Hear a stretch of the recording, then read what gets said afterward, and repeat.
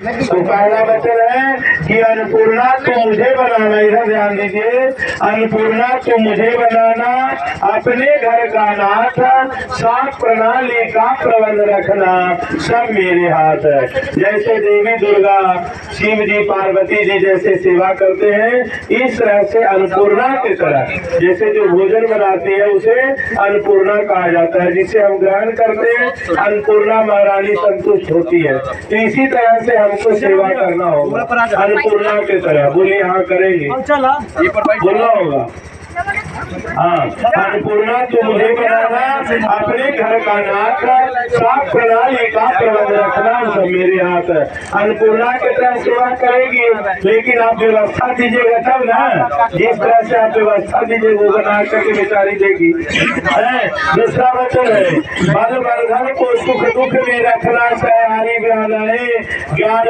हो जाते हैं तब एक दो जब मिल जाए।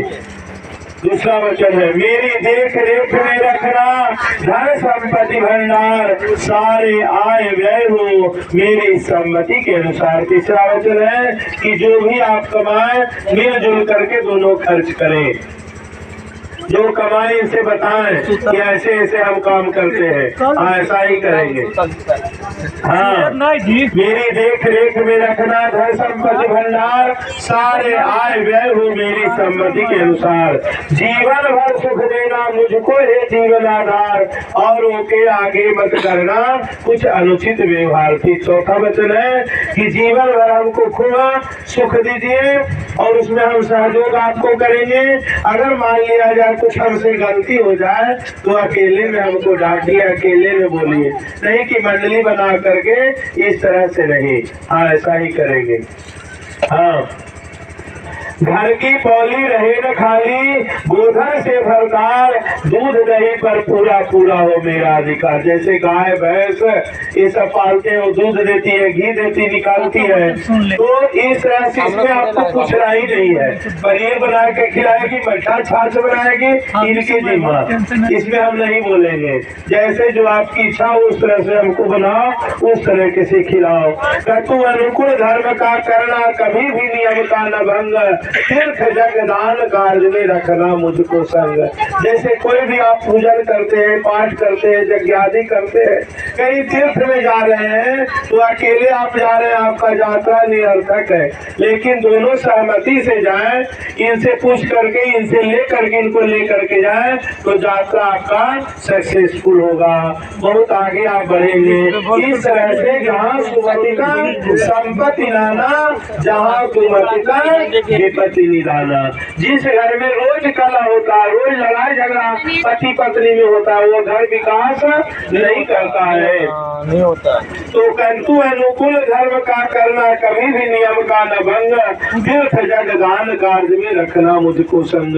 लोक और परलोक सुधारने का करना उद्योग, किसी जीवन में भी धन रहे मेरा सहयोग। और क्या कर रही है कि खूब नेम और फेम दोनों कमाइए, पैसा भी कमाए, नाम भी कमाए।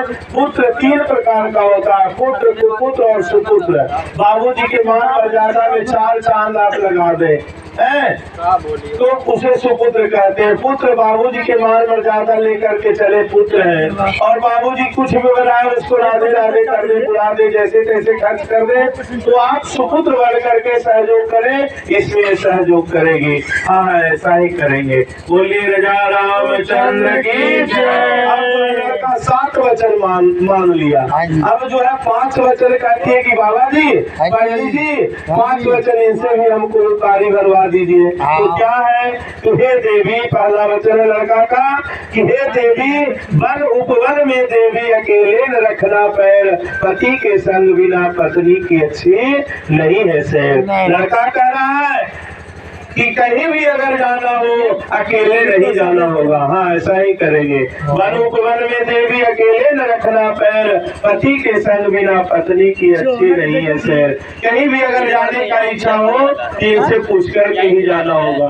हाँ ऐसा ही करेंगे। थोड़ी दूंगा। हाँ, सोरा से बीमों से मकवालों से कभी न करना बात कुसंगियों की संगति में है, नाना विध उत्पाद भांति विवाद। दूसरा वचन इनका है कि सूरा से, भीमों से, मतवालों से कभी न करना बात।